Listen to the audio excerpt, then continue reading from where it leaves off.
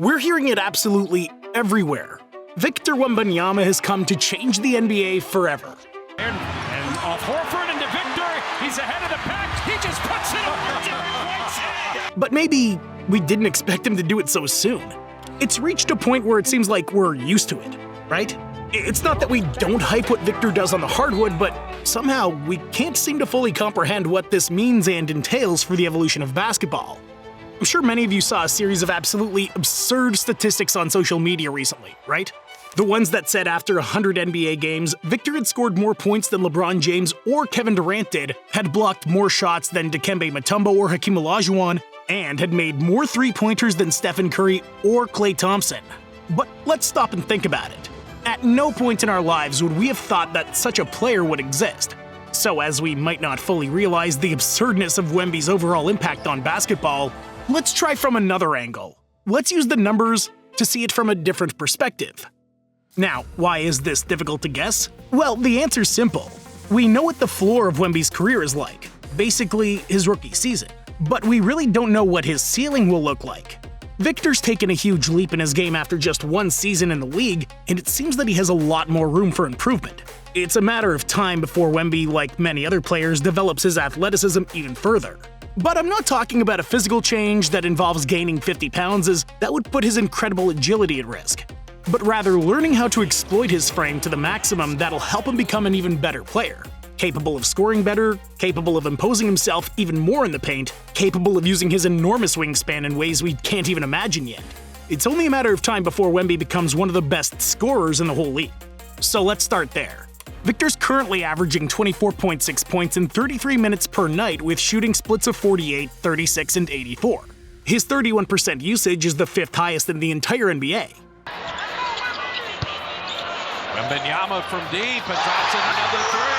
However, his teammates, except for newcomer De'Aaron Fox, still don't have enough gravity to pose a real threat. This means that Wemby still has some room to improve his scoring and efficiency averages over time. So, what could be a realistic career average for such a player? Is LeBron James's 27 points per night achievable over a whole career? Well, to be conservative, as we will be for the rest of the video, let's assume that it's not. Let's assume that his career average is around 26 points per night, which brings us to the next question. How many games can we expect Victor to play during his career? Despite his huge frame and the injuries that often go with it, Wemby's remained almost injury-free during his short career. It's clear that his low weight and great flexibility have helped make that happen, and should continue to help him for the rest of his career. But how many years can Victor have in the elite? It wouldn't be far-fetched for him to still be dominating at 36, would it? Let's say that Wemby plays an average of 65 games over the next 15 seasons, which is a conservative estimate that gives him some leeway to miss games and take care of his load management. If this is the case, he'd have about 1,000 regular season games left in his career. So with a fairly conservative view, adding up the season and a half he's been playing, we can estimate that Victor's on track to reach near 30,000 points in the NBA.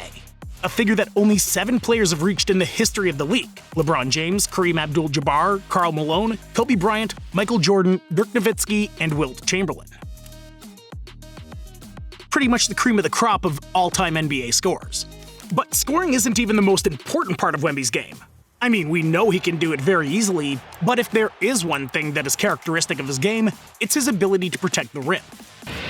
Zubac's turning, trying to bump Victor Wembanyama, and Wemby blocks him. Victor was the first player in the league's history to make the NBA All-Defensive team as a rookie.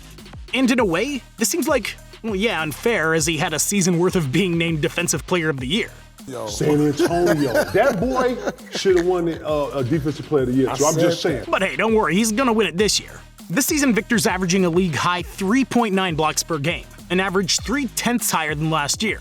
Or in other words, the highest number of blocks per game since Alonzo Mourning in 1999.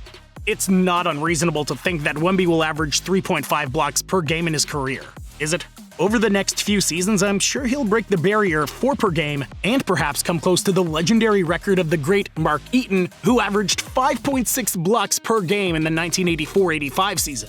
But this would be averaged against in the final seasons of his career, by which time Victor will have lost most of the agility to keep up such a high volume. Now, if we calculate a total blocks in his career taking into account the next 15 years, the result is pretty scary. 3,867. A figure slightly higher than what Hakeem Olajuwon, the league's all-time leading blocker, achieved in his career. and that was a record that no one thought could be broken. Now, what's another aspect that makes Wemby special? Besides being a great scorer and possibly the best potential defender in history, something that makes Victor different from other players of his height is his absurd range.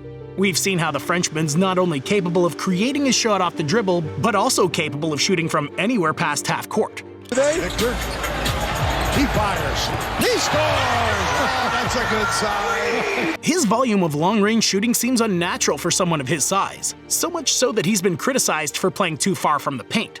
This season, in fact, he's averaging almost 9 attempts per night and more than 3 three-pointers made per game with a percentage of 36%. Taking into account that the Spurs' philosophy seems to be oriented towards this style of play, we could see Wemby exceed 4 made threes per game. However, to be conservative, let's assume he scores an average of 3.5 three-pointers over the rest of his career. Where would that put him historically?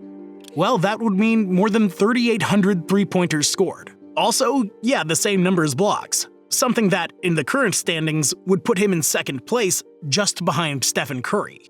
Playing better once they're going inside. Victor! Pretty incredible considering we're using conservative statistics. Now, if you look, we're not even comparing him to players over 7 feet tall. We're comparing him to all the players in history. And yet he can compete head-to-head in these statistics with true legends of the league who particularly stood out in one aspect of the game. Because beyond Wemby's unprecedented skill set, beyond the incredible highlights in which he handles the ball like a guard, his impact can also be seen in the numbers. In the age of the explosion of statistics, there's an alien who's dedicated to breaking all unimaginable records, an anomaly who dominates all aspects of basketball. Because Wemby's also on his way to becoming the best passer over 7 feet in history. He's also become the only player since Shaq to have averaged 20 and 10 in the NBA before turning 21. There's not a single aspect in which he doesn't stand out. Now, if he manages to play all those seasons and achieve those conservative career averages, could he end up being considered the GOAT? Well, the question should be, how could he not be considered if he achieves it? It's obvious that Wemby needs a haul of individual and team awards. He needs MVPs, All-NBA selections, DPOYs, and above all, championships. However, it seems impossible that this just isn't a matter of time. His impact was so huge that he turned a team that was one of the worst franchises into a playoff contender in a matter of months. And now with the newly acquired De'Aaron Fox alongside him, everyone expects the Spurs to become a winning team to make this possible. Even conservative predictions say he's going to be an all-time great. His current version at 21 years old extended over the next decade would also make him an all-time great. But as I said, we still don't know how great this kid's gonna be. The possibility he'll exceed all these expectations is certainly real as the hype surrounding an 18-year-old French kid in his pre-league years. And if he does it, we may not be talking about a generational player. We may be talking about the best player in the entire history of basketball.